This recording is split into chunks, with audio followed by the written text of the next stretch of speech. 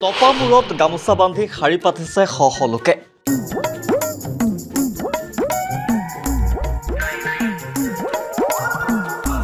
সকলোৱে টপামূৰত কিয় বান্ধি লৈছে একোখনকৈ গামোচা।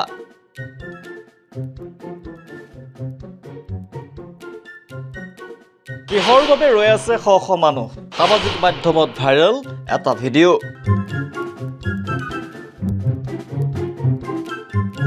এদৃশ্যলৈ মন কৰক। টপামূৰত একোখনকৈ গামোচা বান্ধি শাৰী পাতিছে শতাধিক লোকে।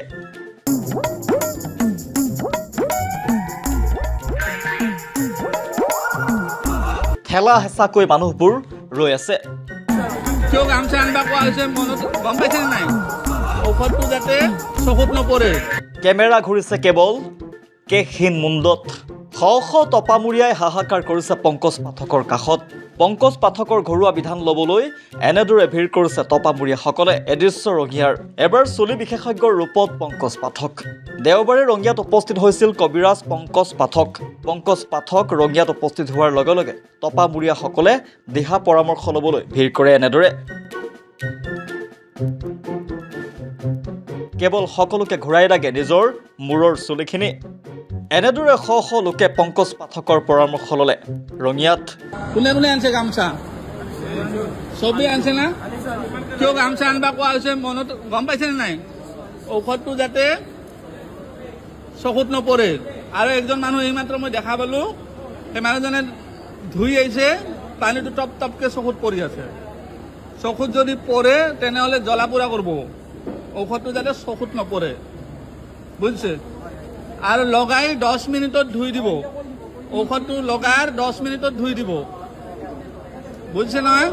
10 মিনিটৰ বেছি নাৰাখব। 10 মিনিটৰ বেছি ঔষধ একদম নাৰাখব মাথা। 10 মিনিটত ধুই দিব। তাৰপিছত ধোৱাৰ সময়তো যাতে পানী বৈ চকুত নপৰে। ধোৱাৰ সময়তো পানী বৈ যাতে চকুত নপৰে, ঠিক আছে? চকুত যদি পানীটো ধোৱা পানীটো পৰে তেনেহ'লে জ্বলা পোৰা কৰিব। আৰু ইয়াতে কিছুমানে ভাবি আছে ইয়াতে অলপমান ধুই ল'ম বাকী ঘৰত ধুম, সেইটো নকৰিব। ইয়াতে ভালকে ধুই ল'ব, অখলি যাতে নাথাকে। অখলি যাতে নাথাকে সেনেকে ধুনীয়াকে ধুই ল'ব। তাৰপিছত 6 মাহ চাবোন চেম্পু মূৰত একো নলগাব। 6 মাহ চাবোন চেম্পু একো নলগাব মূৰত। মাথা ধোৱাৰ কাৰণে ৰিঠা চিকাকাই পাউডাৰ ইয়াতে আছে, লৈ যাব পাৰিব। একো যদি নাই ঘৰত তেনেহ'লে কলৰ খাৰ আনি থ'ব, সেই দি মাথা ধুব। চাবোন চেম্পু লগালে যি চুলি আহে সেইকেইটালৈ গুচি যাব। চাবোন চেম্পু নলগাব। কেমিকেল থকা বস্তু কোনো ধৰণৰ মূৰত নলগাব। 6 মাহ কমচে কম। আজি ঔষধটো লগাই দিয়াৰ পিছত ধুই মেলি লগে লগে এল'ভেৰা জেল লগাব। এল'ভেৰা জেল লগাব, আজিৰ পৰা লগাব, 4-5 দিন লগাব। ঘামচিৰ নিচিনা ওলাব মূৰত। এইখিনি জেগাত য'ত য'ত ঔষধ লগোৱা হয় তাৰ ঘামচিৰ নিচিনা ওলাব। ভয় খাব লগা একো নাই, সেইটো নৰ্মেল। ঘামচি ওলাই 2-3 দিন পিছত শুকাই যাব।